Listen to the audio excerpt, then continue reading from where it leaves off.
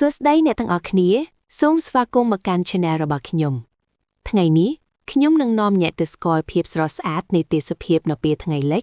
ដែលពោរពេញទៅដោយអារម្មណ៍ស្ងប់ស្ងាត់និងស្រស់ស្អាត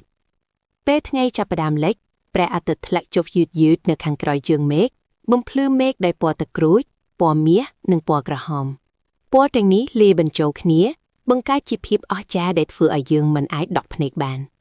ពន្លឺថ្ងៃคล้ายទៅជាស្រាលនិងទន់ភ្លន់ប៉ះលើដើមឈើអាគារនិងផ្ទៃទឹកបង្កើតស្រមោលវែងៗនិងពណ៌មាសភ្លឺរលោងលើផ្ទៃទឹកពន្លឺអញ្ចាំងដូចជាអង្កាំមាសធ្វើឲ្យទេសភាពកាន់តែមានមន្តស្នេហ៍ខ្យល់ពេលល្ងាចមានអារម្មណ៍ត្រជាក់ស្រួលនិងផ្ដល់អារម្មណ៍ស្ងប់ស្ងាត់សត្វបក្សីហោះត្រឡប់ទៅសម្បុកខណៈដែលសំឡេងធម្មជាតិធ្វើឲ្យបរិយាកាសកាន់តែមានសន្តិភាពនិងស្រស់បំព្រង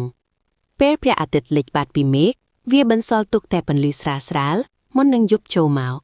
ទេសភាពនេះមិនត្រឹមតែស្រស់ស្អាតទេប៉ុន្តែថែមទាំងជាពេលវេលាដែលអាចធ្វើឲ្យចិត្តយើងស្ងប់និងសម្រាកផងដែរសូមអរគុណសម្រាប់ការទស្សនាកុំភ្លេចចុច Like Share និង Subscribe ដើម្បីគាំទ្រ Channel របស់ខ្ញុំផង